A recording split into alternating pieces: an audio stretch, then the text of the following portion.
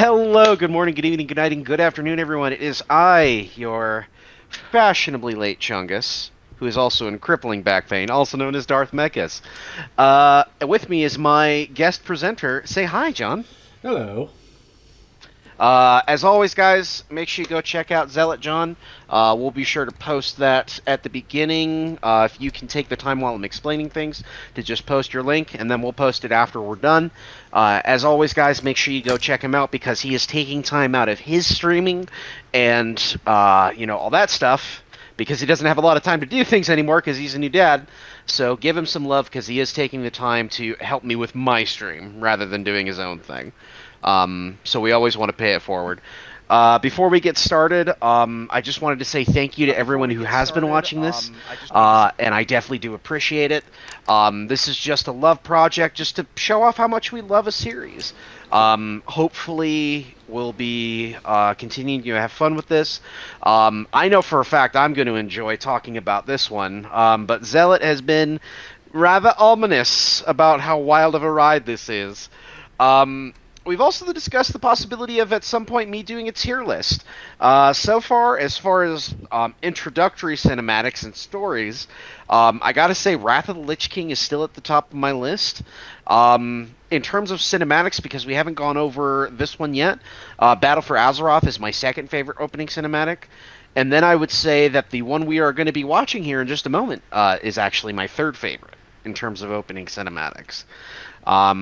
But yeah, definitely I think a tier list will be in order, just because Zealotjohn brought it. I'm like, screw it, let's do it. Yeah, something. Do you, Yeah, something we could probably start doing, like either at the end of the streams or once we actually finish this all up. yeah, for sure. Before we get started, do you have anything to say, Zealot? I actually do have one footnote I actually forgot to bring up during Wrath of the Lich King. Uh-oh. It's actually a pretty minor plot point, but one that you probably would appreciate. Okay, So, okay. so there is a legendary quest line that can only be taken by either paladins, warriors, or death knights, where you actually Right, find okay. Arthas's hammer. He had a hammer? Oh, from when he was a paladin! Yep. Oh, shit!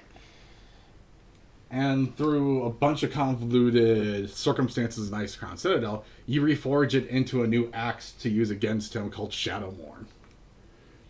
That's dope. Okay, I'm glad you brought that up. Oh, God, I would love to just be a narrator on a video exploring Arthas's character. Like, if I could get a script for that and I could just narrate it, kiss, chef's kiss. But we don't have time for that. We have a dragon. We Yep. have a Durgan to watch here. So, one second, let me get the view changed here. And we are going to get started as soon as I pop this up with the. And if I remember correctly, is this the announcement cinematic or is this the opening cinematic for Cataclysm? It's pretty much both. Okay, so for those who are unaware, this is the opening slash announcement cinematic for World of Warcraft Cataclysm. Ah, fucking love that cinematic so much. Yeah. Because, There's just something about how Blizzard does dragons, especially in cinematics. Like that is the one thing I will always give Blizzard credit for is they know how to do a cinematic, for sure. yeah. Hey, you do know that Deathwing's playable in Heroes of the Storm, right? Oh, I didn't actually. Yeah, they That's did not shrink crazy. him down either. He is just as big as he should be. Holy shit. Like, relatively speaking, Yeah. because But shit, that's dope. Hopefully, Heroes of the Storm gets some love, because I would love to try playing that again. um, I do love the game. It was like a great casual MOBA. Oh, yeah, for sure. Because I Alright. actually liked playing Cho'Gall with a friend. Right. Oh, nope, didn't want to continue. Just gonna skip to the next slide. Here we go. But yeah, that's absolutely dope. So, for context, so one thing that's always confused me was this getting his armor forged, or were they actively trying to keep him pinned down? Like, what happened in that cinematic? That Or was is it armor ever being explained? forged because all the power he has is actually ripping his body apart. So that armor is actually keeping his body intact. Oh shit, okay. Oh god, what's a good parallel for that? I know that there have been parallels for that, but I can't think of them off the top of my head. I mean, Fuck. I can't either. But anyways, that's really cool though. And it's such a cool cinematic because you see as he trails through, he just destroys everything in his path. Yeah, and all that It's so destruction, fucking it was crazy. in game too. So Stormwind actually was damaged from that. That's crazy. So, Deathwing. So Deathwing has arrived. He was hiding in the elemental plane. So, what? Yeah, there's like no proper explanation of how he got there. He just was in like one of the elemental planes, and he broke out. He was So like if I understood correctly, I this is just how bad my memory is, but like nothing's at like he last I saw of him, he was according to you writing fan fiction about how he was a guardian and he was corrupted, right? yeah, like all this because he became Deathwing and was like fully corrupted, working for the old gods back during the War of the Ancients. And he's either been Okay. like trying to make moves and failing miserably, or just been in hiding ever since. And apparently he was in the elemental plane while he was hiding. Well, this time he was, because last time he went Okay. to Outland and kind of got his shit rocked by Gruul. Okay. All right. So what happened? He just, like, back when he got his shit rocked by Gruul, or just now? No, just the next line on the slide. Sorry. Oh, so when he escaped the elemental plane, it actually tore open rifts, allowing anyone to freely come and go between the elemental planes, Oh. Oh, goody. which were initially made by the Titans and Titan Keepers to act as prisons, keeping them separate from Azeroth itself for basically everyone's protection, including their own. Okay. Oh, jeez. Okay. Yeah. So Ragnaros and Alkier both accept Deathwing's offer to work for him and the Old Gods again, and begin attacking Azeroth, where Neptunian and Therazane just kind of chill and stay put. Okay. And Thrall, during his shaman pilgrimage, stabilizes the rifts so that they don't like break open or collapse or cause any more damage, and now they're just kind of permanent fixtures in the world now. Okay. And I'm that assuming town, that the four portal planes are to each of the respective elemental planes, right? correct. And here's the pictures of the other three that you have not seen yet. Right. Okay. Oh, jeez. That. Huh. Which one? I'm assuming it's Therazine. Yep. That is. That is not a flattering depiction. And you remember how the Tauren always talk about the Earth Mother? Yeah. Oh, god damn it. Ah, damn Okay, to it. be fair, Okay. that one's more of like a headcanon for me. We never actually get a clear answer on that, but it just kind of fits too well. Right, right. I get you. It could possibly be it, but there's no confirmation officially. Correct. Hashtag not official canon. Yeah. Um. Uh, Okay, so that's Therazine. I'm assuming that this is Neptunian, and I literally just forgot this guy's name, even though we just went over it. Alkier. Alkier. Okay. Interesting. Okay. Yeah, so All right. so pretty much for once it actually became more of a even trade where Deathwing gets two and the other two just kind of help us out actually. Because they actually Huh. liked how their current digs. Okay. And now we get Thrall's Journey, which this one is primarily a book. But this is going to be a Okay. while. Okay. So after shit went down during Wrath of the Lich King, the Dragonflights just kind of been doing their own shit since after the War of the Ancients. They've kind of been disconnected from each other and only really helped out there since it was kind of on their front door. Okay. So Yrsa, the leader of the Blue Dragon, asked Thrall to go on a journey, eventually covering to the Caverns of Time, where the Bronze Dragons stay. Which is Right. actually, like, would essentially be like 2 states away from Encourage. So he went from the top of Kalmador all the way to the bottom. Oh, jeez. Okay. Which then from there, they send Thrall through time to witness the events of the Second War as he just watches his parents die. Oh, goody.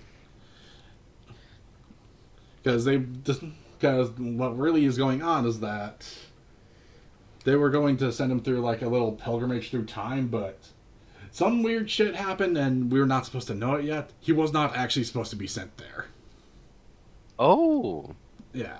Huh. So Thrall ends up comforting his own dad, letting him know his son survives, and that the orcs will find a new home and be free of the corruption. Essentially, foreshadowing. Right. Okay. And then another time traveler appears and attempts to kill Thrall, Seize the baby Thrall. and attempts to kill the baby to kill Thrall. Because that always works in time travel movies. I mean, it's like an 80% success rate, so good odds. It just depends on how time travel's done. If it's more like multiverse theory, then no, that doesn't work. The Thrall that you are fighting will still fight you. There will just be one less Thrall in the multiverse. Or it could be worse. It could be the Roar of Thunder rules, because that's always terrifying. Yeah. Do you actually know how those rules work? I'm vaguely familiar, but refresh my memory. Essentially, one timeline, any changes that happen in the past will affect the future, but not immediately. It comes in waves, and before you see it coming, you'll actually hear thunder rumbling throughout the entirety of the universe. Oh, goody. So you actively see the changes coming at you if you're not at the essential starting point of the changes. Right, okay. So, better for a suspense thriller. I get you. Alright, next slide. Alright. Thrall ends up pushing the stranger away, and somehow gets pushed forward in time where he meets an older Taritha Foxton. Like, older than she lived. And using the necklace he still has proves that he is Thrall. And she tells them that it's not possible because he died as a child. Oh, shit. And with the loss of Thrall, Blackmoor sobered up, got his shit together, made an army, and defeated Doomhammer in Mak'gora and became the leader of the Horde. And destroyed No kidding. And destroyed Lordaeron and the entirety of the Menethil family. Oh, shit. Okay. Which then Thrall and Taritha flee to Dalaran. Right. And they discover that they're in some weird false timeline that someone created. Oh, goody. Yeah. So they need to break free to resolve what's going on. Thrall eventually frees himself from the timeline and finds Norz Dormu, the leader of the Bronze, who has been looking for Thrall this whole time because when they were waiting for him to show up for his pilgrimage, they realized, oh shit. Uh-oh. We sent him to the wrong place. Nope. Then they discover the infinite dragonflight. Corrupted bronze dragons that seek to destroy the main timeline to bring the Hour of Twilight. I'm not gonna lie, the Infinite Dragonflight is actually a kick-ass name. Like, that's a solid-ass name. Yeah. And after this discovery of the infinite dragons, the bronze dragons start getting their shit together in order to deal with them. Right. Because for some reason they can't see the infinite dragons with their vision of all time.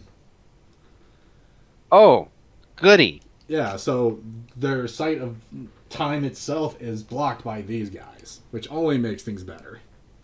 Right. So Thrall goes to meet the blue dragonflight to help them deal with their politics on still picking a new leader, and they end up choosing Kalecgos. And remind everyone who is watching, who was the previous leader? Malygos, the one that went mad after watching his dead wife being brought back after thousands of years looking for her corpse, not finding her. Yeah.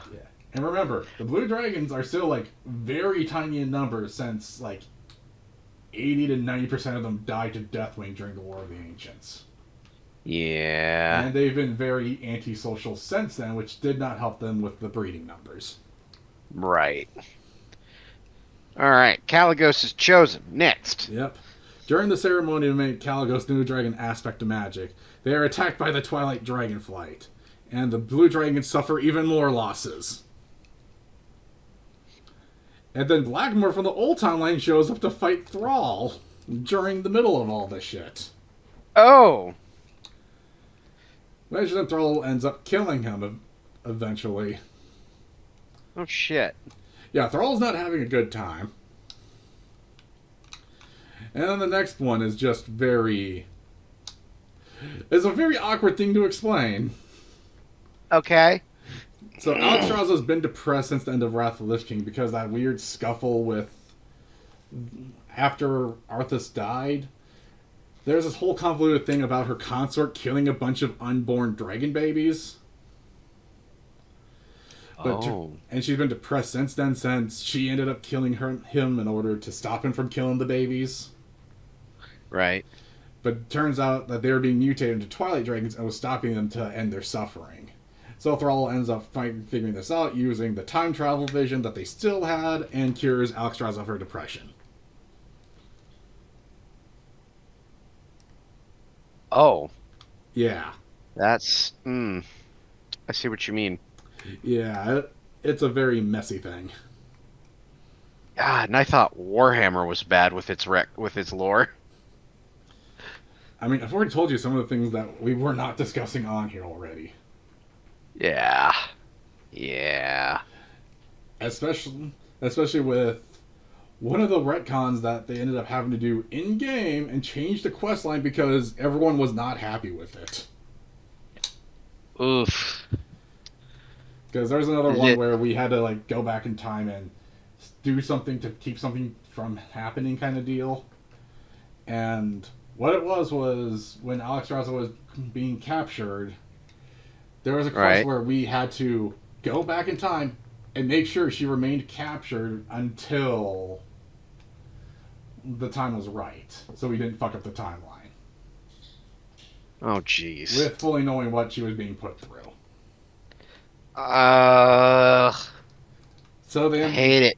So they ended up changing the questline before it went to live to making it so that we made sure... what was his name again? Ronan finds her. Okay. So they changed it to making sure we don't change the timeline to making sure the timeline goes as planned in the more positive way. Right.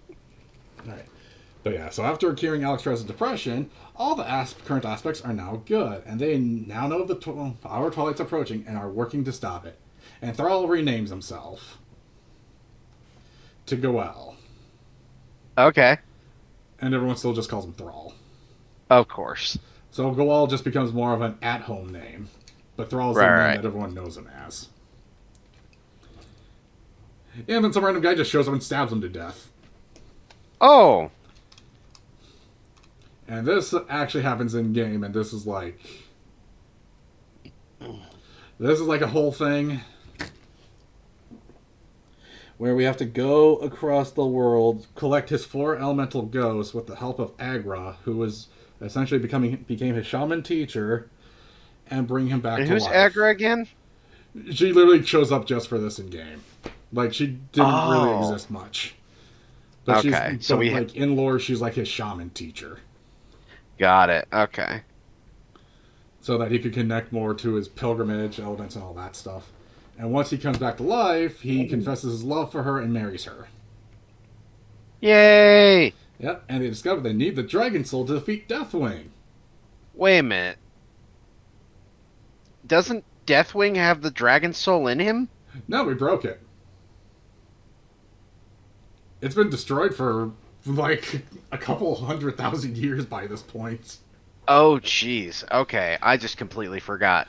Sorry, everyone. I am just in a lot of back pain, and that is making me not remember stuff very well. That was only like a footnote, and it wouldn't be much of an important detail until literally just now. Got it. Okay. But they are too weak to make a new one. How dare they be so weak? Well, it was made with their power, so... Oh, yeah, fair So enough. destroying it destroyed some of their power. Right. And now, next panel, we got a new plotline to deal with: the Twilight Hammer cult. Oh, goody. Yep. Cult worships the old gods. I mean, that makes sense. Yep. And that. You always got to have a cult worshipping the old gods. Oh yeah. So they are in league with Deathwing. Right. Yep. They're also in league with the Grim Oh, Totems. shit. Oh, shit. Okay. Yep. Interesting. And that's Cho'Gall. That fucking mustache. Holy shit. It should be noted he's been around since Warcraft 2, and he's actually worked with Gul'dan as well. But he's always been No like doing his shit. own ambition in the background, and just has not been like too relevant aside from he exists and he does bad, but he did something. So weird. This is the first time ever hearing of him. That's so crazy. Dude, he was actually a really fun character in Heroes of the Storm because he actually takes 2 players to play him. Oh, okay. Yeah, because you actually have one player being each head. Okay. That's that's crazy. I thought it was just I thought it was just a made up hero that they did to be like a ogre character. I didn't realize it was actually a pretty important person. Yeah, he is. That's He just crazy. he's just like important in the fact that he's done a lot of shit, but a lot of his stuff just amounted to nothing until recently. Got it. Okay. But yeah, so everything just starts getting worse. Next panel, Right. Vashir. Oh. Oh dear. Yep, the Horde and Alliance get shipwrecked by Ozomat. Their survivors are saved by friendly druids and Gilblins. Right. The Naga are discovered and are attacking the Throne of Tides, which is where Neptulian is. We go Oh, to goody. attempt to save Neptulian, but fail to stop Ozomat as he's too powerful and they actually capture him. Oh. Because you want to know how big Ozomat is? Sure. Neptulian fits in his mouth. Oh. Oh, that's big. And given that we essentially are like ankle height to Neptulian, Oh no. Oh no, that's big. yeah. Ah, this is why I have a crippling fear of the deep sea. And just to make sure you're aware, Gilblins are essentially goblin mermaids. That tracks. But not with the fishtail, they just grew gills and just decided, you know what, fuck it. The ocean has a lot of real estate. Become goblin. I love it. Yeah. Alright. Uldaman. A new temple is found at Uldaman, which is the area between Anchorage and the Bronze Dragonflight area. Okay. It houses the Forge of Origination.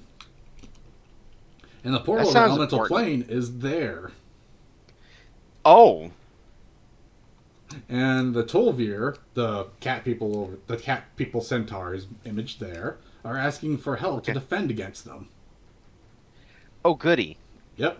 So they're actually a neutral party who work with both the Horde and the Alliance.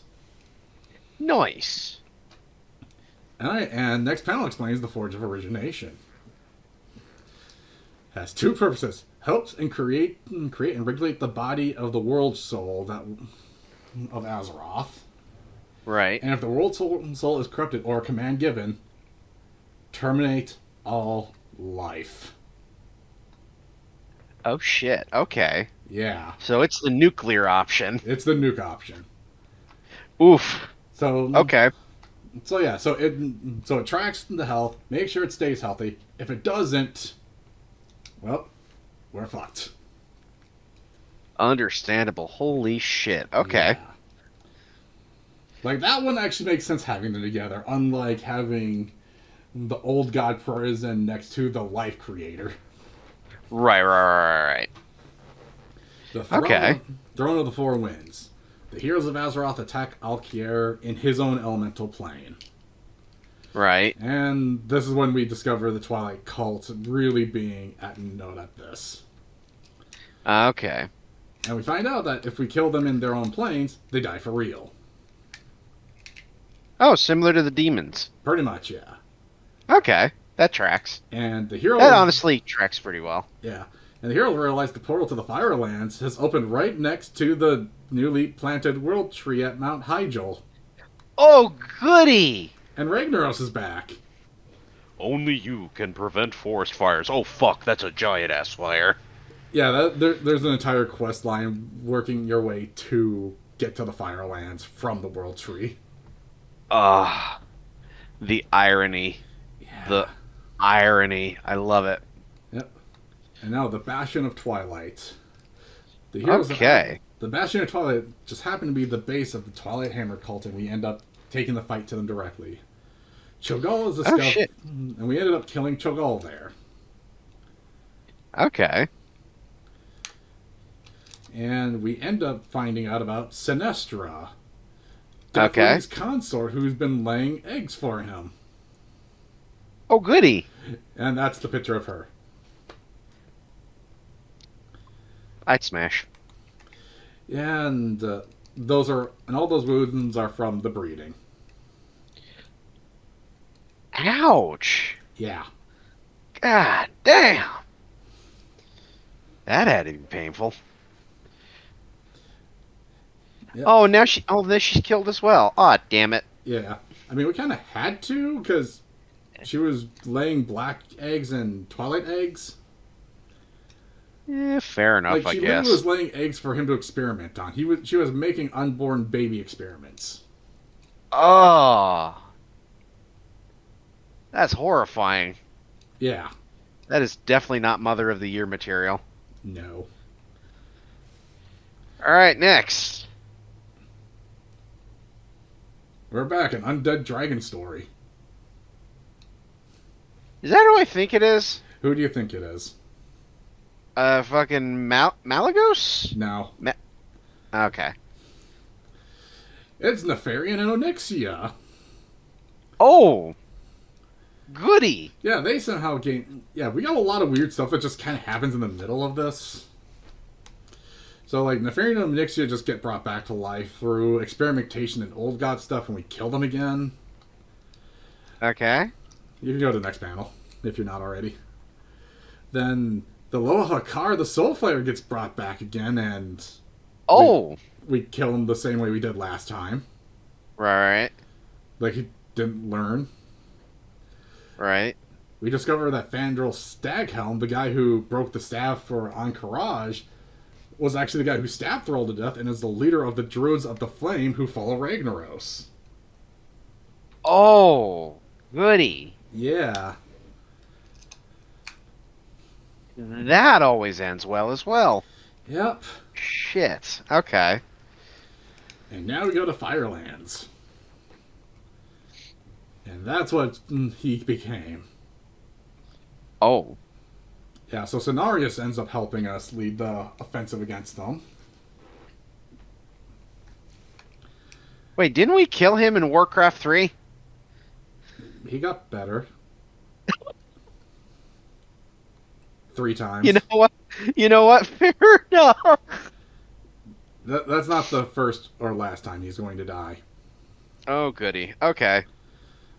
Well, at least he knows how to get better. I'll give him that. Yep. So during the assault, we end up killing Fandral Staghelm. Okay. Cenarius, Malfurion, and Hamul end up assisting in the fight against Ragnaros himself in order to prevent him from escaping. Okay. Because this is actually the first time we actually get a phase on the higher difficulty that the lower difficulty does not get. Because if you're playing on fighting on normal, halfway through the fight, he just runs away and escapes. Oh, what a pansy. Yeah, but if you're playing on heroic, you get to see what you find out in the next panel. Oh? Oh! He has legs. That's terrifying. Why is that even more terrifying that this motherfucker now has legs? Yeah, right?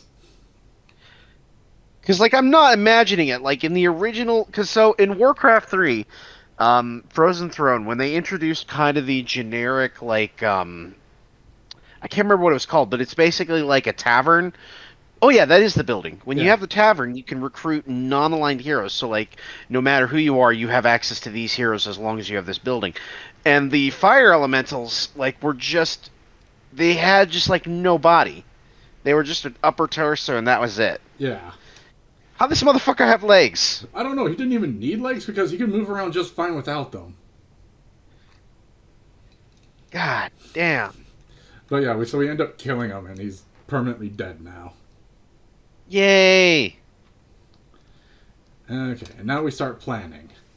The heroes of Azeroth, the Expect, and Thrall join together to plan on what to do. Nozdormu is convinced to open time portals to allow the heroes with disguises to go back in time and collect the Dragon Soul. Bring it to the present so that they can use it, and then put it back to where it was before it gets destroyed. And then... Oh, okay. Yep. And now we open the past, and the adventurers go. I don't like that. I don't like these next two lines. Yep. You get to see what we see as soon as we go through the portal that's supposed to go to the past. All right. Oh. Oh. Yeah.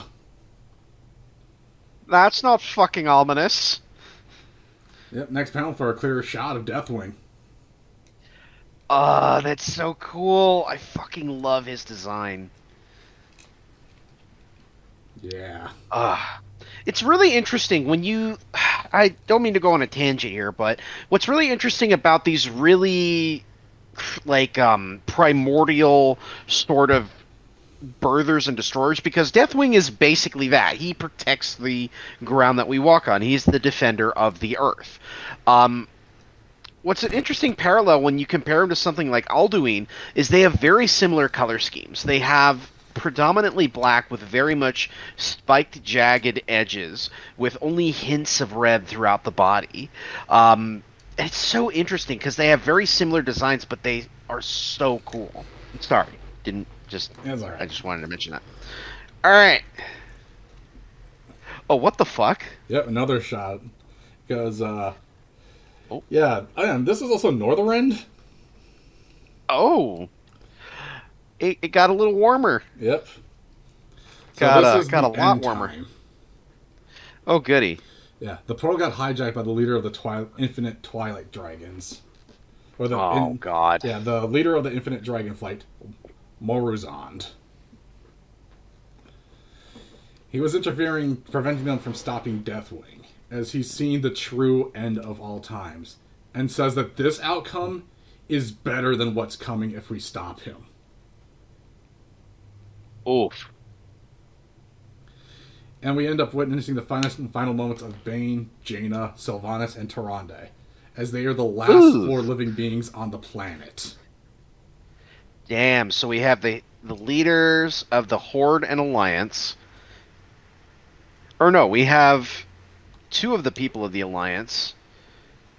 And Oh shit, okay, so it's 2 and 2. Yep. Okay. Yeah, they are the last four alive. Oh, Christ. Okay. That's how bad this is. And this Damn. is the preferred option. Oh. Okay. Yeah, how terrifying is that? That's 110% terrifying. So then here's Moruzond. Okay, that's a cool design. Yep. And so we eventually fight our way to Moruzond and discover he's Nozdormu's future self.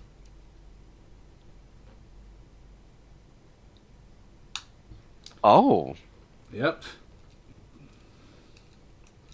Because the Infinite Twilight, or the Infinite Dragons, are not just random dragons that just corrupted and left. They're the future of the Bronze. Oh.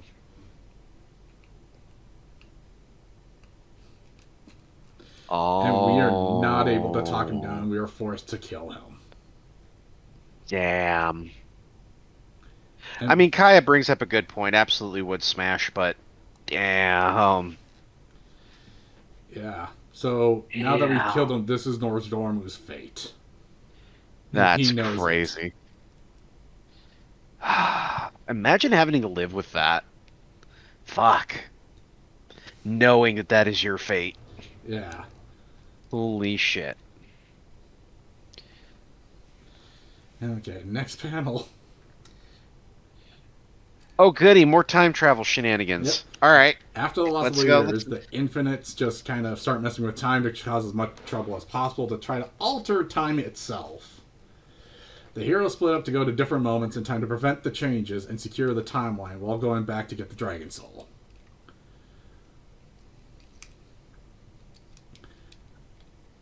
So pretty much all the weird elves that we met.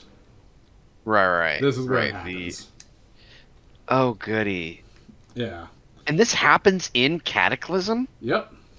That's crazy to me. Like, this actually happens in game. Yeah, this That's happens in game. crazy. Like, all these are normally are portrayed through dungeons, so it's repeatable content too. That's crazy to me. Yeah. And now the hour of twilight. Thrall gets the Dragon Soul and is being escorted to Wormrest Temple. It's already under siege, and Archbishop Benedictus is revealed to be part of the Twilight Hammer and attacks Thrall with his escort. Oh, shit. And Archbishop Benedictus is essentially the Pope of the Light for the Alliance. Ooh. So picture the Pope just coming out of nowhere and actually worshipping Cthulhu. Just out of nowhere. compared to what the Catholic Church does now, that's honestly more preferable. I say, looking at the hard camera. Yeah. So y'all know what you did. Yeah. So he's killed in the ensuing conflict, and Aspects start charging the Dragon Soul because by itself it's still not strong enough. They need to put more power into it. Thanks for the energy. All right, sorry. Yep. Obligatory Dragon Ball reference. Yep. And now we got another cinematic. Oh, no problem. I mute myself during the videos because sometimes my headphones will like pick up the audio and feed it back. I get you. No problem. Yeah. But yeah, that was very anticlimactic. Yeah, people don't like that Thrall essentially gets the kill because... Why would Thrall get the kill? Like, for real. Like, relatively speaking, he did very little. I mean, he's pickled Jesus. I know, but still. Because on top of that, the last fight in the raid at that point is us on his back, literally ripping his armor off. As fire tentacles start sprouting out from his skin to fight us back. And his blood starts forming into magma elementals. Oh, God. Yeah. Oh, you know, that sounds like a whole old god war going on the ground below, too. Oh, goody. Yeah. Like, shit was getting nuts. That's and you crazy. can see a picture in the next image of what happens after. Oh. Yeah, he got better. Just look at that. He just got okay, he just got better. Okay. I mean, he landed right in the Maelstrom, where the Well of Eternity used to be. The Wound of Azeroth. And he just got better. Okay. Yep, and we go and attack his fingernails. Oh, goody. Alright. Yep. Next cinematic. So yeah, how is that for the ending? Oddly nice. It is such a stupid ending. Huh? It's such a stupid ending. I mean, you're not wrong, but, like, it's not any worse than Thrall getting the kill. I don't know, man. I don't know. It became a self-fulfilling prophecy. I hate it. But not the worst, not the best. Yep. Just very underwhelming, in my opinion. And okay, so one of the things that I ended up asking a few friends is there any side stories that should be added to this just to get some more flavor of the world? Yeah. And one of them recommended this quest line, The True Story of Deathwing. Okay. Where we sit down and listen to these three guys tell the story on how they killed Deathwing. Oh, no. Yes. I... ah, God damn it. What? Oh, god damn it. You weren't kidding. They actually... Okay. Yep. I remember 'twas a bright, shiny day. I was just minding my own business when all of a sudden Deathwing appeared. I'm gonna punch that dragon right in the face. Yep, and there's his human form.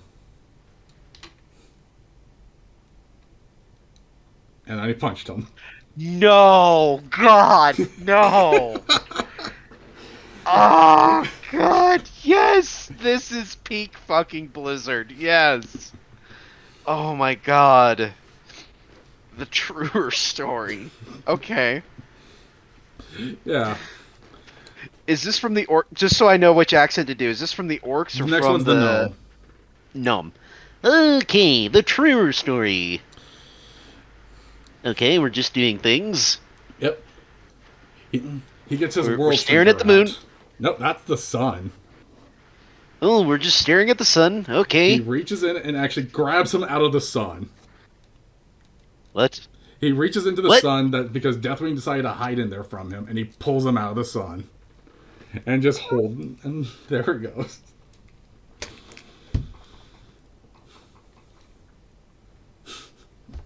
God damn it. Alright, I'm ready. Yep, now this one's Whoa. the orc. Oh. Wait. Oh, wait, Was hold it not on. included? It should have been in the... Ah, crap, I guess it wasn't. Okay, so the orc's version of it, I thought I had it in there. So his version is, he actually gets... So he's on his motorcycle, and he sees 4 hot babes. An orc, Oh my a troll, god. a blood elf, and a male blood elf. And he has to pick one to save as he goes off on his adventure to kill Deathwing. The game lets you choose which one you take. Right, okay. And you ride through essentially a rock slide, just going through everything. And when you get to Deathwing, a giant ass gnome starts walking through as a dwarf comes up and punches him. Oh my god. Because they decided that his story wasn't good enough and needed self-inclusion.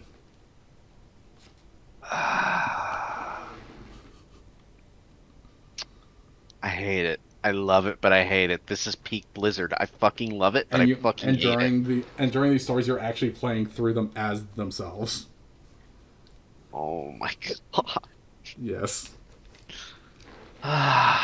This is Blizzard that I miss. This shit right here. Blizzard, why can't you be like this anymore? Why you gotta go harassing women? Why can't you do this shit? I mean, this stuff still gets in the game, but it's normally relegated to side quests. I know, but like, this should be a lot more prominent in my opinion. This is funny shit. Anyway. Yep. My tangent aside. Alright. Tides of War. Yep. Now that Deathwing's been dealt with, Garrosh continues his campaign, his war campaign, as he now targets Theramore. And Garrosh is the apprentice that Thrall picked, right? The one that everyone says is a Giga Chad, and I'm still kind of on the fence about, but I see where the makings of a Chad are. Yeah. Okay. Yeah, so Jaina ends up asking Ronan for assistance defending, as he's now the leader of the Kirin Tor, which is essentially the magic government of Dalaran. Right.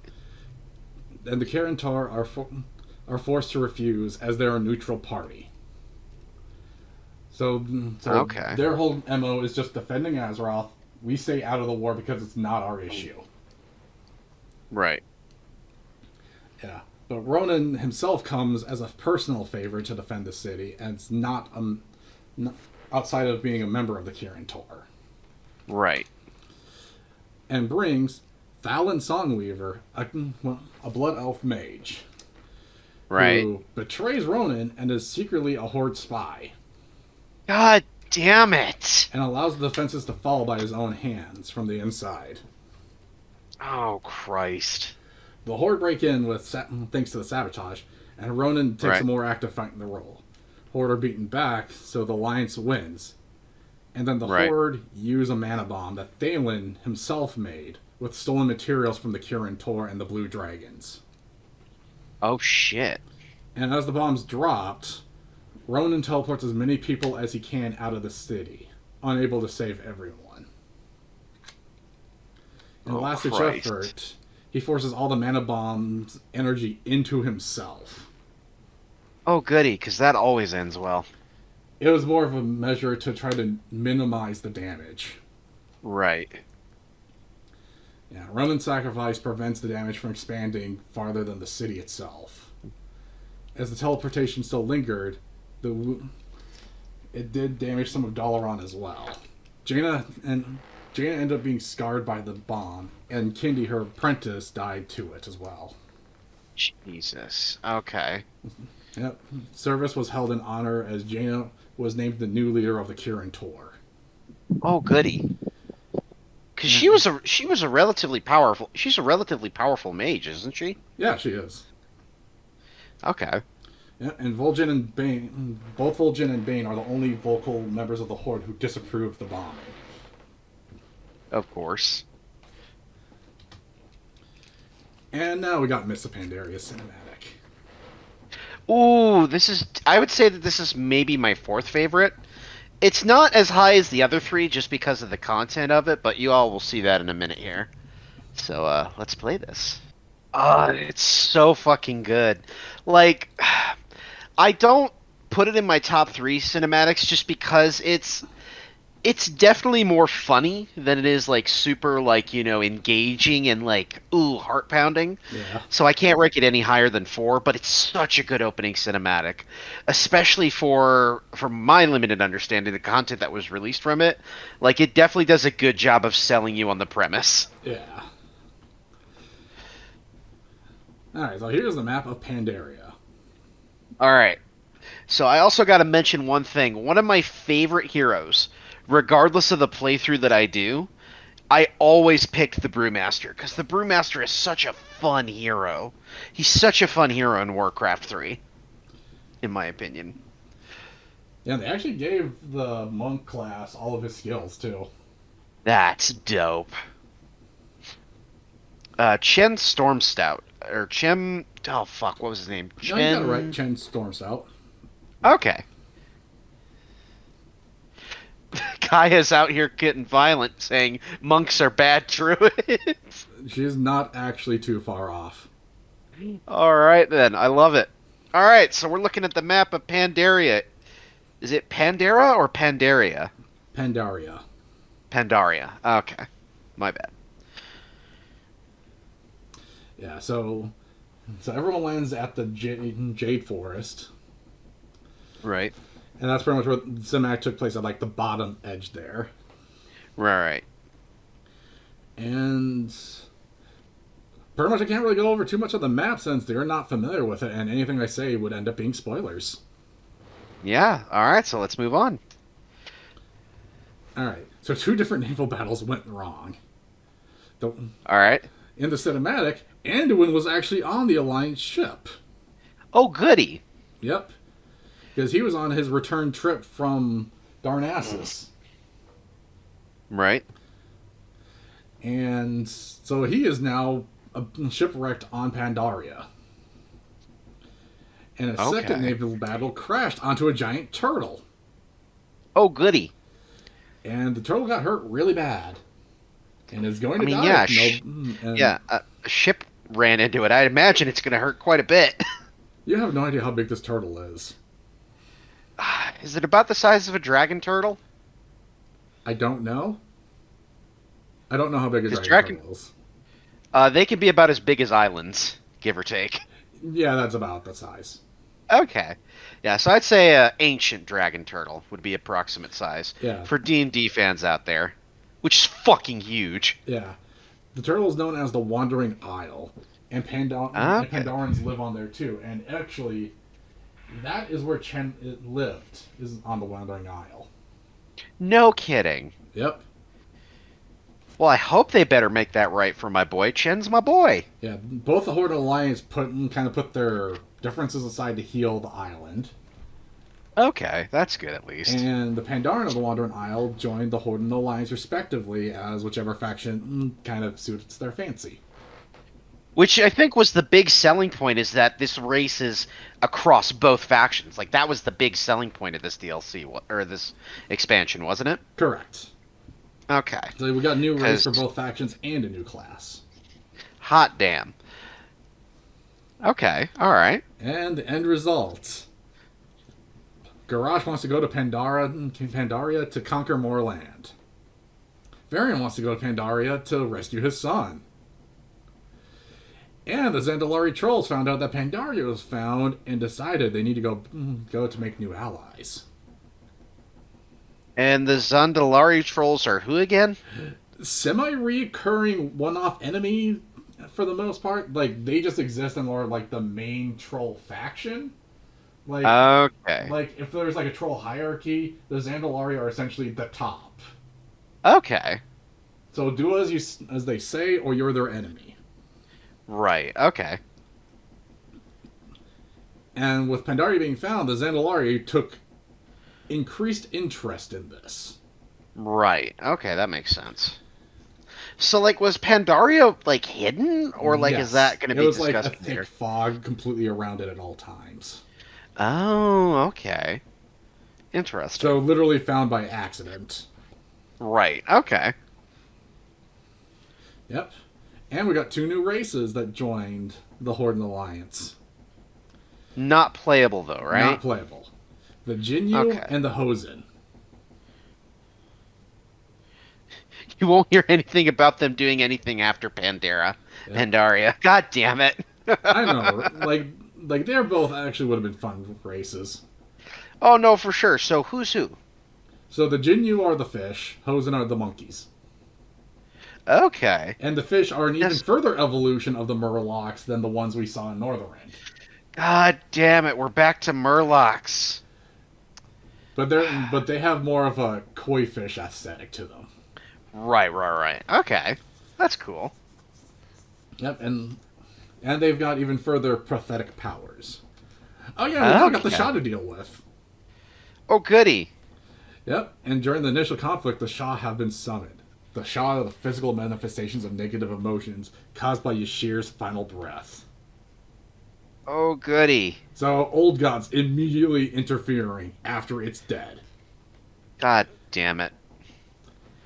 If the emotion is strong enough, the Shah can possess the person, forcing them to succumb to the emotion completely and force feedback onto itself. Okay. Yep, and then we got the Shah. So there's the Shahs of anger, fear, doubt, despair, hatred, pride, violence, and happiness. Which was a joke pet. Yeah. Of course it was.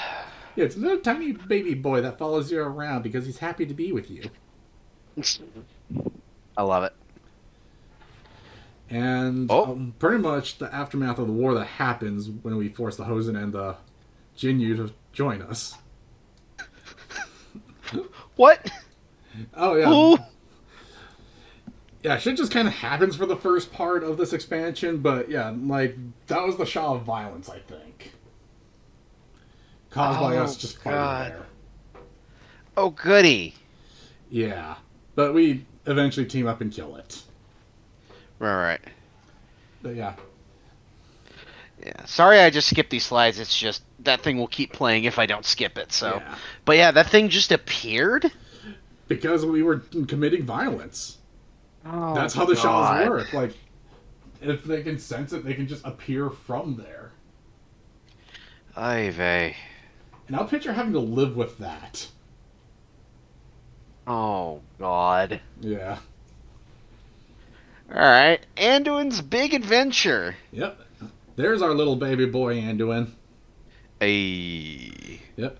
Shipwrecked, captured by monkey people, given to Horde, escapes, gets hurt, found by Alliance agents, healed by the locals, escapes. What? Yeah, he's just having a grand old time. He's actually out here having fun. Oh. Yep, watches the Horde and Alliance destroy several important things in an attempt to win, escapes. Meets God. the Shaw of Despair attacks, escapes, meets another god. And then the Divine Oh! Bell incident. Oh god, what about the Divine Bell incident? That comes up Do later. we not talk about the Divine Bell incident? We can talk okay. about... But first off, we'll talk about the gods. The August Okay. Celestials. So essentially, the August Celestials are actually wild gods. Okay. Yep. And they've just kind of been here on Pandaria and been helping out with the way of the life of the monks. So we got Chi-Chi the Red Crane.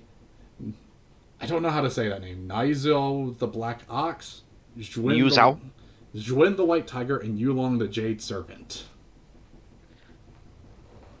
Oy vey. Okay. Yep. So essentially, they act as like the guardian deities. And now the Divine Bell. They are the guardian deities of Pandaria? Pretty much. Okay. The Divine Bell. A bell created from the flesh of the Maker. Shaped by a star's fire and bathed in the breath of the darkest shadows. Those who hear it ring will become consumed by rage and hatred, used by the Mogu King to bolster his army. Right. It was found by the Night Elves and taken to be studied. And best to keep it safe from anyone who is war hungry. Which is pretty much the entirety of both the Horde and the Alliance. Yep. At this point. Yeah, so it was given to Dalaran. Okay. Yep. And now we get to talk about Lorthamar. Okay. He's the leader of the Blood Elves. He's kind of been the leader ever since the whole thing with Kel'Thas. Right. Yeah, so he's been dissatisfied with Garrosh's leadership, entered negotiations with Varian to leave the Horde and rejoin the Alliance. Oh, okay. And Garrosh, using his spies inside the Kirin Tor, uses their assets to steal the Divine Bell from the Night Elves and plant it in Silvermoon. Oh. Oh no. Yep, and he made sure that it was a public event that happened. Oh god.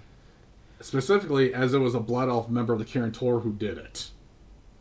Right. So Jaina took the betrayal of the Blood Elf Council members personally. Oh no. The Blood Elves were being arrested and exiled from Dalaran. Those who fought back were killed on sight. Oh jeez. This is a quest that you actually partake in. Oh god, that's crazy. And it happened in the middle of the negotiations, causing them to break down, forcing the Blood Elves to stay with the Horde. Oh god, okay. Yeah, but he vowed to end up usurping Garrosh as he was just dissatisfied with the way the Horde are going and refused to join the Alliance due to the bigotry. Right. Jeez. Yeah. Okay. And now for the bell itself. Oh no. Garrosh ends up trying to use the bell to make the Horde more pure. Which turns out the bell actually infests you with Shatt. Which is why they become more blood hungry. Anduin arrives with the Mallet of Harmony, which, if used on the bell, reverses the effects. They end up having a squabble at first. Let's see. Oh, jeez. Yeah.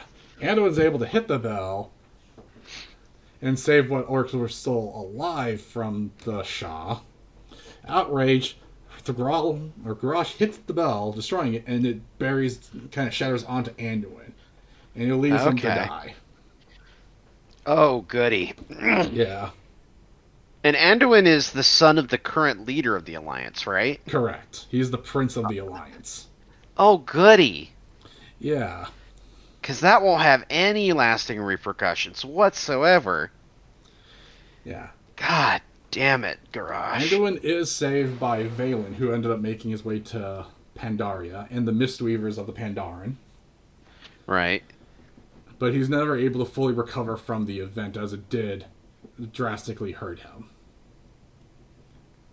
So he's always has body pains from here on out.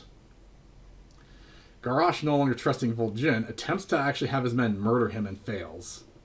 Vol'jin's loyalists... Why? Primarily God due damn it, to the Crutch. fact that he did threaten to kill Garrosh before. Yeah, but like...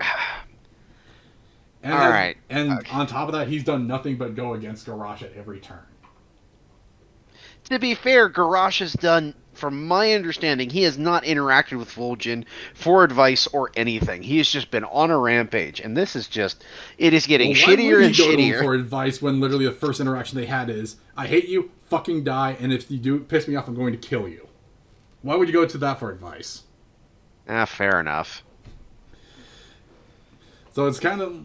Because every move Garrosh has made has actually been for some reason to at least help the Horde, because he's being forced into a lot of these moves, and this is just him being more proactive at this point. Right. Yep, so Vol'jin ends up faking his death with the help of some of the loyalists that are still working for Garrosh. Bane Right. and Lothar join his rebellion, with Chen joining them later.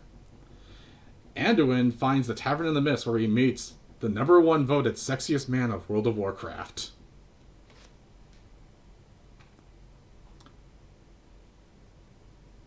Whoa. The text at the side also helps with the context. Okay. Yep, so that's Wrathion, Okay. the son of Deathwing. Wait, this thing? Wait, hold on. No, Hold but the fuck back up. one. That's Wrathion. Oh. Oh. And now for a little added context, because this also did Right. not get mentioned. During the whole thing where we killed Gruul to help out the Black Dragons and we were tricked into it, Right. another side quest that happens is a mage ends up getting help from us purifying one egg, freeing it from all old god corruption. Okay. He is that egg. So he is a black dragon that is not under any influence of the old god. Okay. Okay, now we go to the next panel. Now we have the Klaxxi, Okay. a mantid race that no longer has their god. Right. They serve their queen, who has been possessed by the Shah of Fear, corrupting the Klaxxi and the land around them. Right. Adventurers were asked to help find the Klaxxi paragons to awaken them and usurp their queen. Right. And it was done in hopes of bettering Pandaria, as all the queen's been doing is just bolstering her forces. Okay. And now and this is the warning they give us at the end of helping them. Is the next panel Right. for... Because that's not fucking ominous at all. Yeah, so that's the warning they give us. That's so cool, though. That's another race that I really like. Like Azul Nerub, I love the spider people. Crypt Fiends are some of my favorite units in Warcraft 3. Well, now you know more about their sister kingdom. That's crazy. Yep, and now we get to talk about the Thunder King. Oh, goody. Zul from the Zandalari Trolls came to Pandaria to perform a ritual to bring Lei Shen back to life. The Thunder King returns to Pandaria, and all of Pandaria falls into fear and panic. And now a history lesson as to why this is a bad thing. Yep. Lei Shen grew up back in ancient times, vowed to become one of the greatest warlords, found the ancient ruins of a vault from the Titans, and discovered the Titan Keeper Ra-Den, as pictured, and the engine of Nalakasha. Okay.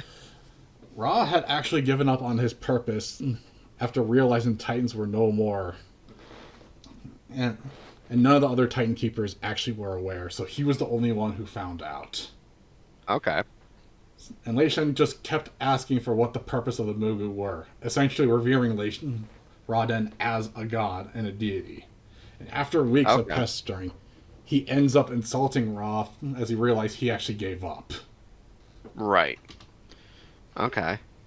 Ra, having taken offense for being called out for giving up, shows Lei Shen the proof of the Titan's death. Oh. And Lei Shen calls him out again for not stepping up in their absence. And Ra gets confused for this call out, thinking because he thought it would make him give up on everything. So Lei Shen attacks Ra, captures him, and takes Ra's power for himself. Right. And some of the lingering Titan power from the message that Ra had. Essentially destroying the proof of the message. Oh, jeez. Okay. Yep. And from then, he used the power to control the storms and the wind. Well, that's supposed to be wind, not wing. And his followers started calling him the Lightning King, and he took offense to that. Oof. And a little meme video about, like, essentially the type of speech he gave himself. I get you. No, I just had to turn down my desktop audio for that because that was really fucking loud. Yeah. So, holy cow. So the speech he actually gave: lightning strikes in an instant and is over in a flash. But thunder proclaims its coming of the storm. Thunder quakes the skies long before the lightning strikes. The thunder echoes in the hills long after the lightning's power is spent. It is the thunder that sends animals cowering and fills the hearts of the peasants with dread. Let thunder be my herald, so that my power is felt throughout the land. I will be the Thunder King. All right. Holy shit. Yep. That's actually pretty dope. Yeah, so then he went off and conquered all the other Mogu lords. Those who served him were granted purpose. Those who didn't were killed.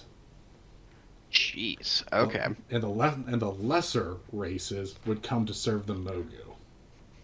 Okay. And it should be noted that the Mogu are another race that were created by the Titans and were cursed with the gift of flesh, or the curse of flesh. Okay. So Titan constructs that became flesh.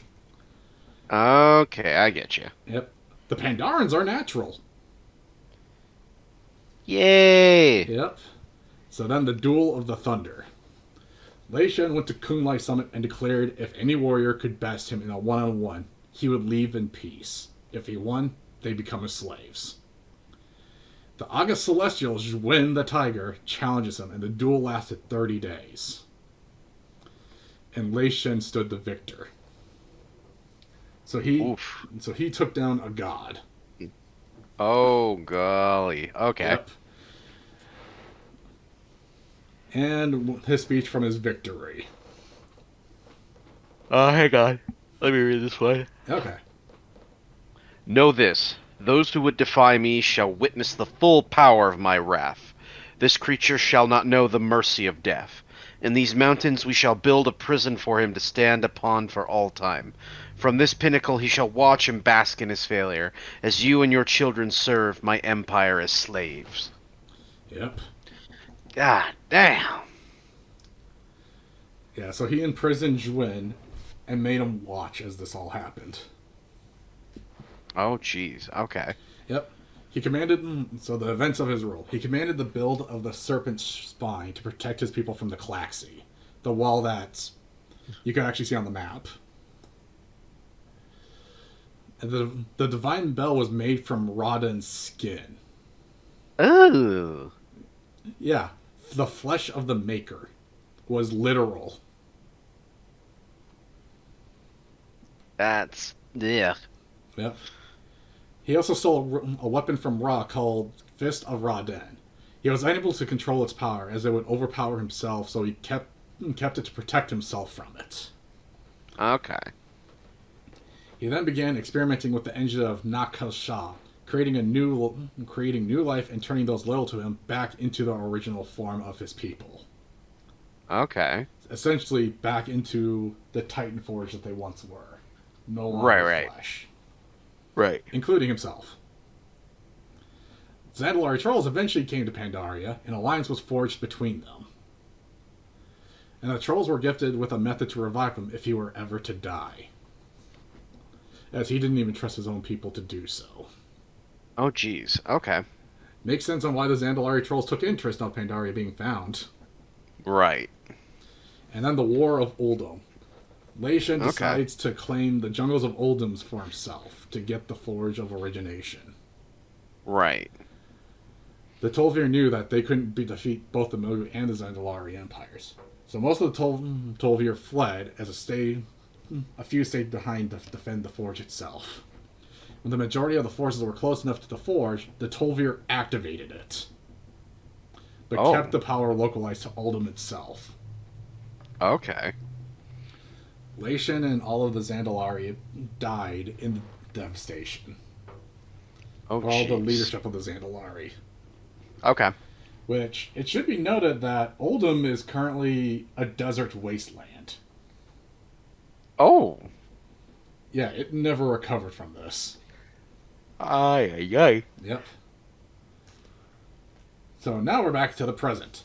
The Stone Mogu who still lived rallied back to Leishan. Leishan decreed the Pandaren flawed creatures and ordered their extinction. The Shadowpan, the Kirin Tor, the Sunreaver Onslaught, and the Horde, and the Alliance all rallied to attack the newly revived Leishan. The joint offensive did succeed, and they discovered Ra, who was still chained in his basement. Jesus. Having gone crazy from the isolation from the 15,030 years he was down there. Christ. That's dark. Yeah, when we free him, he immediately attacks us believing we are nothing but a hallucination. And that his own freedom itself was his mind having gone even further into madness. Jeez. After the fight happens, he just ran off into the wilderness. Right. We then gouge out Leishan's heart and give it to Rathian, who then eats it to prevent him from ever being revived again. Yum yum, tasty. Yeah. He did it in front of Anduin, too. Oh, goody. Yeah, because Anduin's just kind of been chilling there with them. Just going on his adventure, it's fine. Yep. And...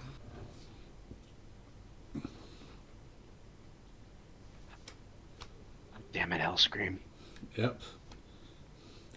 So thoughts on that turn of events? His Chad meter has just gone down significantly. This is very much virgin energy. Very much. Holy crap. Jesus. Okay. So now the Siege of Oggrimar. Something's possessing him, isn't it? There's no way that... there's just no way. There's got to be something possessing him. I'm going to call it right now. Anyway, continue. So the Siege of Oggrimar begins. The Alliance and the Darkspear Rebellion lay siege to Oggrimar. And the Darkspear Rebellion is the Horde elements, which I assume is why you as the Horde can fight in it. Correct. Because it's the Darkspear... Okay. Cool. Yep, so we assault Oggrimar. Yeah. After he revives the still beating heart of Yaz-Shiraj. Oh, goody. Yep, the Klaxxi allied themselves with Garrosh.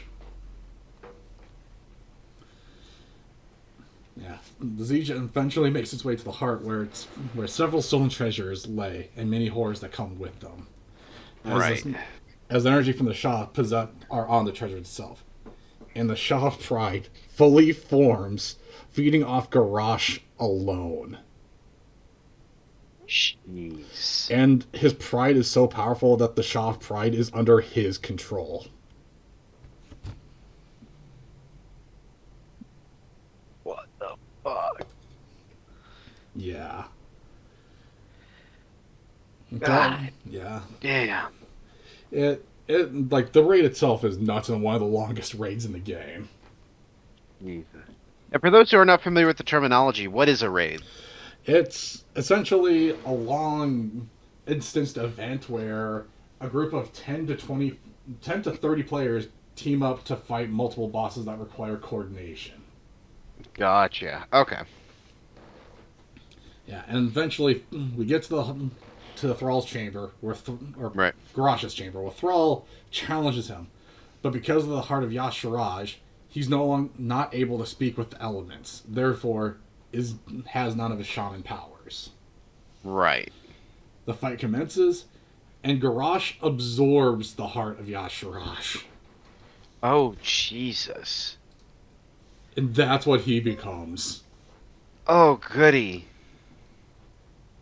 But he's not possessed. He's possessing it. That's crazy. And we're warped into like this weird alternate reality. Because if you actually look at the background of that image of him, Hang on. Yeah. that's Stormwind. Oh. And look at, and you can see who's impaled on those behind him. I can't really see it all that well. The one at the far right, that's Tyrande. Oh. All the faction leaders are impaled behind him in this weird alternate reality that we have to fight him. God. Oh, God. And this only happens if you fight him on the hardest difficulty. Right. Okay. Yeah. And there's two versions of the ending cinematic. Oh, jeez. So okay, so that's... Hang on. Just... Oh, goody. Okay. So, how do you like that ending? That's a good ending. That's a solid-ass ending. But Yeah. what the fuck, Jaina? What the fuck? That's... God damn it. Why is everyone getting possessed by shit? Well, think about what happened to her because of Garrosh. And none of the Horde really stepped up to stop him until if all that shit already happened to her. I don't know. I don't buy it, man. Jaina's been dealing with a lot of shit, but I don't buy that whatsoever. But yeah, so now we got the book War Crimes, which ties in the two expansions together. Gotcha. Okay. Yep. So Garrosh is set on trial. The August Celestials are to stand as judge and jury. Right. Tyrande is to act as prosecutor, and Bane is to act as his defense. Bane is unsure if he can do it, speaks to the spirit of his father, who encourages him to defend Garrosh to the best of his abilities. Anduin is tasked with feeding and caring for Garrosh, as it is suspected that anyone else who would even been given the option would kill him on the spot. Oh, absolutely. And he even ends up saving Garrosh from being poisoned by Sylvanas. Jesus. Okay. Yeah. So a lot of back and forth happens, and at the end of the trial, they asked him, before the verdict is given, they asked Garrosh if there's anything he would want to speak, as he was kept silent the whole trial. And he says that both Tyrande and Bane bring good arguments both for and against him, and that he regrets nothing. Knowing everything that he knows now, the damage he'd done, the people he hurt, he would do it again. Jesus.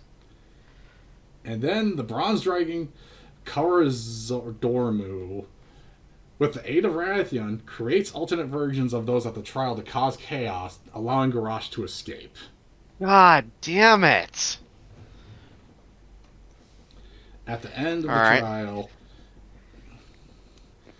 they end up asking the Celestials why they didn't stop Garrosh, as they were the only ones who were unaffected by this time fuckery. And they spoke how Garrosh's sentence was already decided before the trial even started. The trial was for everyone else. Okay. And they spoke that they were satisfied with everyone's drive for justice, but disagreed with what they wanted to do. And then Garrosh's verdict was deemed. Oh, I guess I didn't put in the slide I thought I did. No. But Garrosh's verdict was innocent. Well, why? Everything he did was in a reaction and forced because of everyone else. No one gave him any reason to trust anyone. I don't know, man. Like, at some point, you have to say to yourself, I'm going to consume this soul of an elder god. Like, at some point, you cross a line that you can't justify. Like, can you at least agree with me on that? That anyone, once they cross a certain threshold, it's at their point, their responsibility, right? Would you say that about Arthas?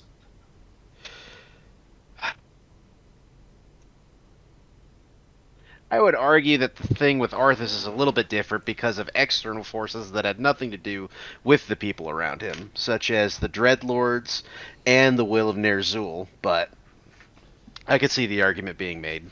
Yeah, so that's pretty much what it was. Where rather than the Dreadlords and the will of Ner'zhul, you had the people he was told to trust threatening to kill him. A war that he was forced to start because he was denied the resources to keep his people alive.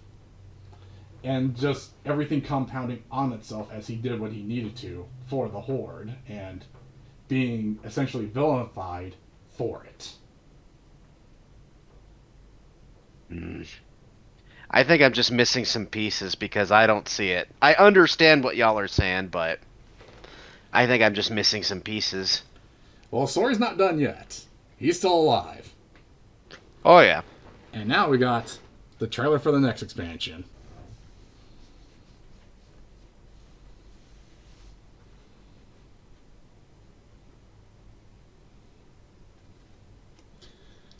Holy cow.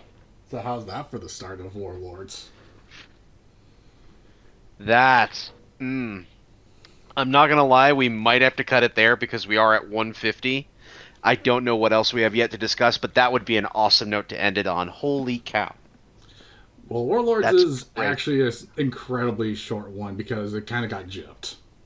All right, we'll get through Warlords and then we'll call it good there. Okay.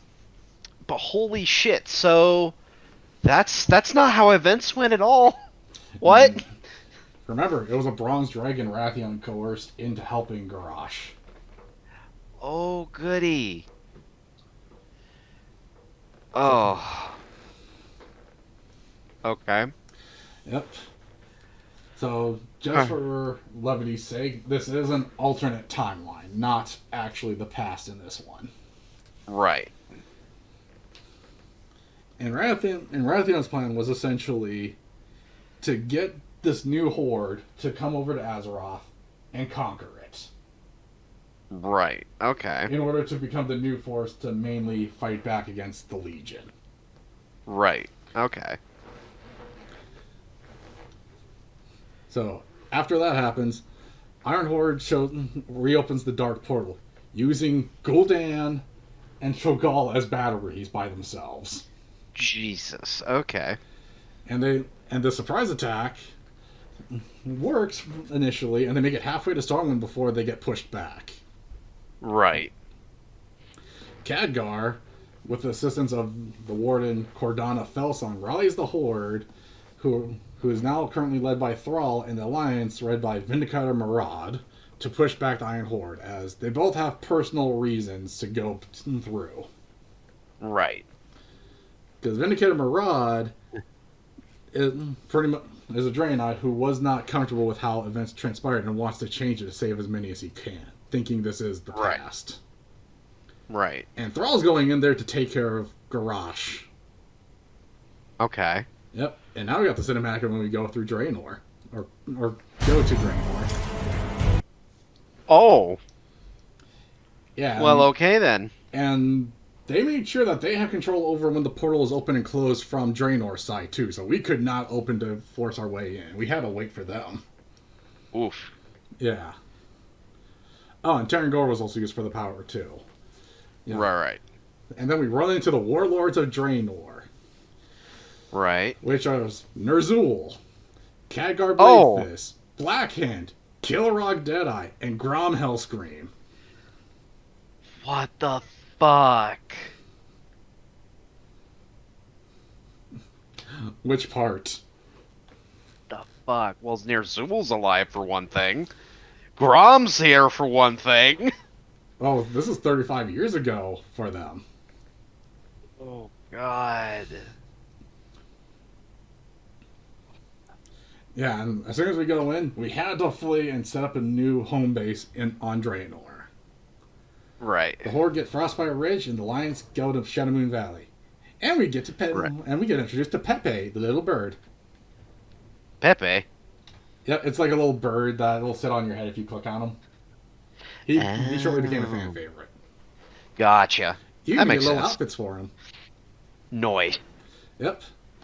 So the Lions run into Velen, who's surprised to see not orcs, Right.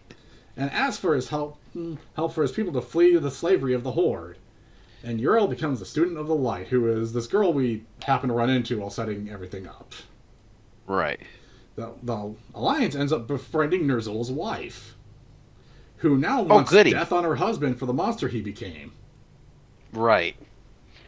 Which is a far cry from what happened before. Yeah, you're not wrong. At least it's not Kill Jaden dressed up as his wife. Yeah. Iron Horde launched a full-scale invasion on the Draenei, and with the power of the Dark Star that was mentioned all the way back at the beginning. Jesus. Yeah, okay. that comes basically out of nowhere, not knowing about that. And if nothing done, the light will not be able to protect anyone, as it actually turns off the connection to the light. Okay. So essentially, paladins and priests just lose all power. And that's crazy. And that's essentially all the Draenei have. Right. Aww. Which part? The old man died. Yeah, that was Velen. Shit. I mean, it's not our Velen. Yeah, but it's a Velen. Yeah. Ours is just fine. He didn't come. Damn. Yep. And then we go to Shadow Moon, which is the orc burial ground for their tribe, where Ner'zhul starts performing necromancy. Of course he does. Yep, and that orc in the cinematic was Ner'zhul. That tracks. And we promptly go there and kill him. And Uriel's now deemed the leader of the Draenei in Draenor. And then we find out that there's a spy for the Iron Horde within the Draenei Upper Council, and we try to kill him, but he escapes. Damn. Yep. And now for the Horde's little story. Frostfire Ridge. Horde set up the garrison, and the Frostwolf clan and free the Frostwolf clan from slavery, as that's actually the clan Thrall's parents are from. Right. So Thrall gets to meet his parents. Woohoo! Without other... Well, I guess without them dying this time. Right. Yep. They defeat the Ogre and stop the Thunderlords, and before they can celebrate, the Iron Horde starts a full-scale invasion. And they need to stop them. And have to make their final stand. Right. Yep. Another cinematic. Oh, goody.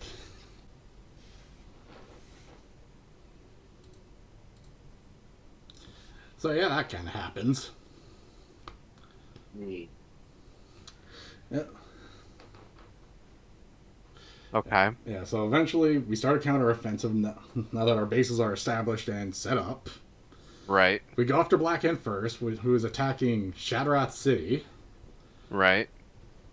And we end up starting winning, and turns out he's a sore loser. Right.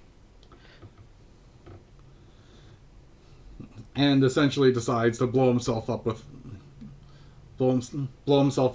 us with him, kind of deal. Iron Horde starts attacking Nagrand, and to weaken the... Like, it's just a bunch of skirmishes that happen all over the place that just goes badly. Right. Yeah. Ugh. Yeah, the Horde starts an assault to attack the Burning Blade clan to leak in the Iron Horde, only discover Garrosh there. What? Yep. And Garrosh is confronted by Thrall in a mock Garah. All right. And we got multiple cinematics here. Ooh.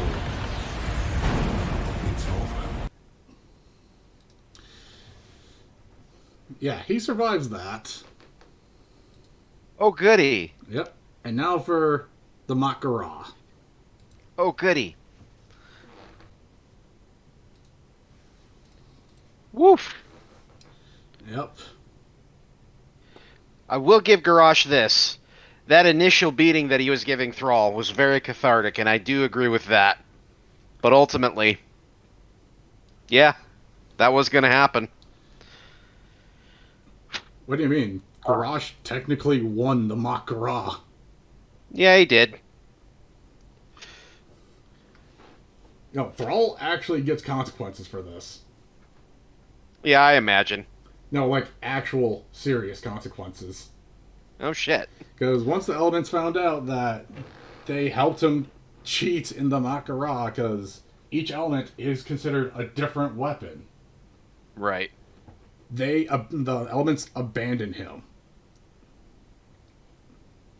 And that's valid. That's the consequences of his actions. Yeah. And Garrosh was not wrong. Thrall put him No, he in that was. position. No, he wasn't wrong. He was wrong for what he did, and I will stand by that. But he wasn't wrong about what happened. Yeah. So now stuff starts going down more rapid fire here. So Oh, goody. the Right. ogre capital of city, is raiding. The Alliance and Horde join a Coliseum there because oh no, it's supposed to be Khadgar Bladefist, not Blackhand.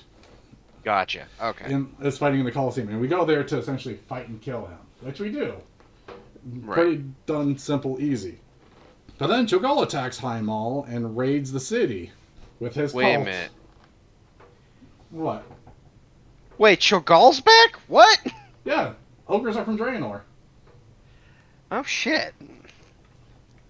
I mean, if the ogre's capital city's here, why wouldn't Cho'Gall an ogre be here? If we're in the past. That's right. God, I forgot. Yeah, so he just kind of shows up and shit just hits the fan and we just have to fight our way out. Pretty much everyone dies. That's pretty much what happens here. Yeah, that tracks. That tracks.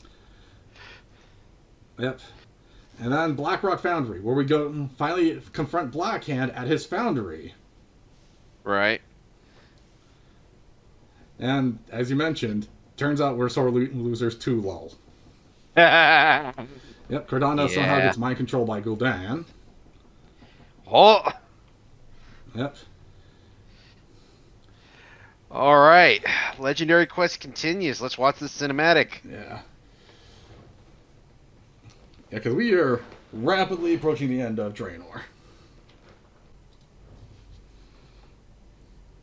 So yeah, that happens. Oh, goody. Yeah.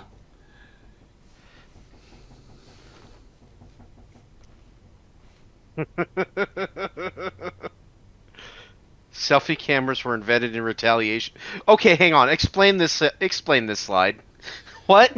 Okay, so this is like a bunch of behind the scenes stuff for the development, but essentially, Warlords of Dreanor was not well received. Right. So basically, rather than committing to it, they pulled a bunch of people and just started working on the next expansion instead. Right. So one patch, literally, that's it. That was the only patch it got, the entire fucking expansion? No, well, it got 2 patches. This was the first. Right.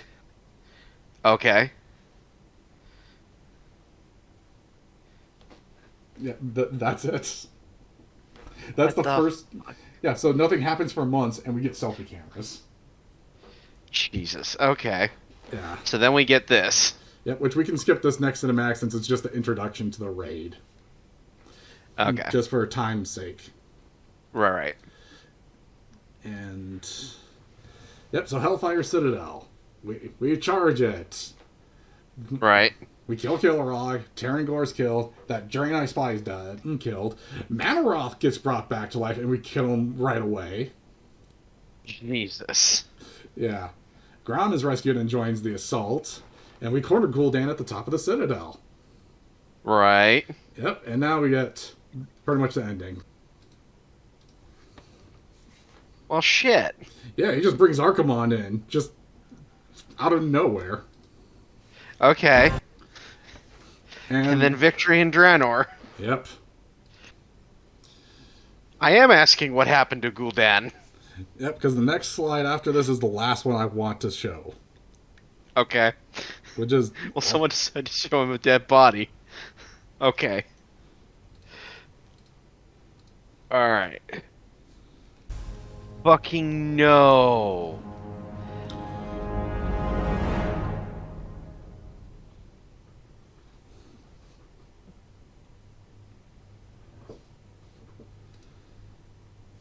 No.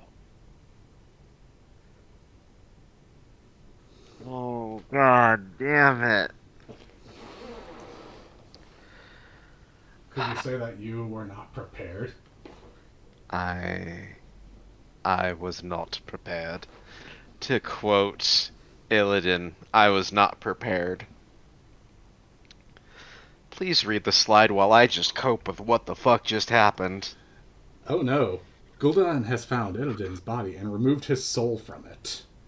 Illidan became so much of a demon he cannot die normally and was imprisoned. With this new power, Gul'dan raises the broken shore, finding the tomb of Sargeras in Sumeru City, where the Nightborn Elves have survived under the ocean, off an artifact known as the Well of Eternity they created. Or an artificial Well of Eternity called the Night Well. With this new overruling power, he forces Nightborn to join in an alliance or suffer death. Maeve knew help was needed and woke the demon hunter she jailed from the Black Temple. And at the same time, Khadgar gotten a warning of what's to come. And Magni is now missing as well.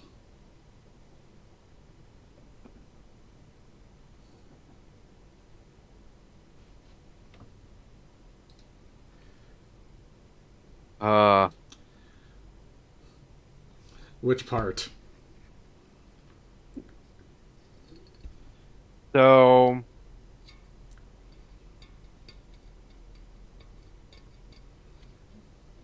I've got nothing. I've got nothing.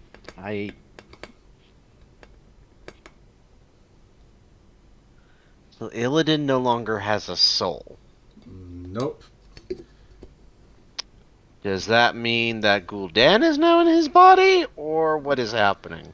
Nope, he's using Illidan's power, essentially. Basically using his body as a battery. Okay. Huh. Yep. And just as another food for thought, remember what happened to Magni? I don't know. With that ritual back in Cataclysm? Vaguely? Where he tried to commune to Azeroth? Yes. Yes. And he got turned into basically a crystal statue and got pronounced dead. Right. And read that last line. Magni is missing now too. God damn it.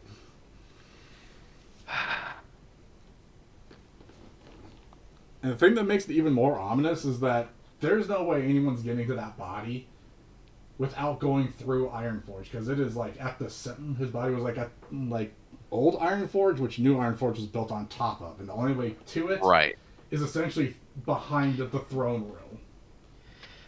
Oh goody. So literally have to pass the throne room to get to his body. Right.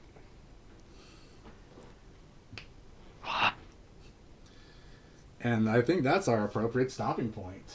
Just to leave you hanging. Yeah. Holy cow, everyone. That's... Did you seriously not know anything about Legion? Because this is literally the expansion that's compared to Wrath of the Lich King as the best one. Like, the only lore that I was super into was Wrath of the Lich King. Like, that's where I vaguely had an understanding. And then, I don't know, I just didn't really pick up on any of the stuff. And you also got to understand that, though I have some understanding of it, I'm not, like, super into the lore, so this is all just, what the fuck? And yet you somehow know Battle for Azeroth, one of the most universally hated expansions. Because the fucking opening cinematic was fucking cool. Dude, Anyone who says otherwise... Even better. Oh, God. god! I just... What the fuck? What the fuck? Yeah, now we have... And now this one expansion alone is probably going to take us multiple streams to get through. Oh, goody. There's so much that they did in this expansion with that extra time they had from Warlords. I mean, it makes sense. They'd have to put that effort somewhere. At least something, like, good came out of it.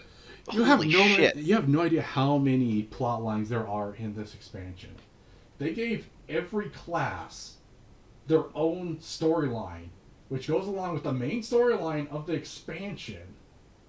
Not to mention characters off doing their own shit. Like, literally, I could not leave any plot line out in this expansion because all of it was relevant. Jesus. Okay. Yeah, That's it is crazy. It is one of the most nuts things they've did. It's easily some of their best work, and you are... Holy crap, you are in for a shit ton of revelations and all sorts of stuff.